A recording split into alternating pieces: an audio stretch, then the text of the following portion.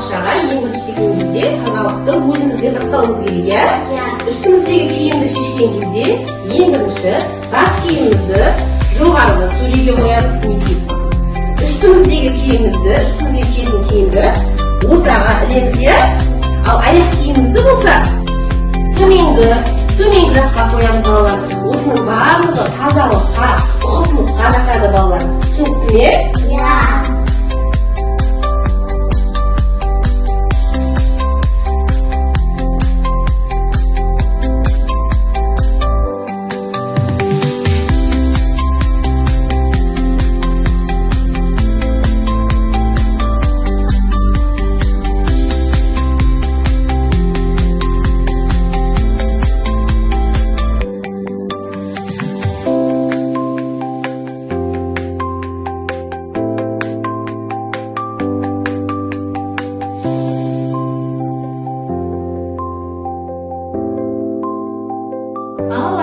Біз бүгін тәртіп және ұқыптылық туралы үйрендік, иә, балалар?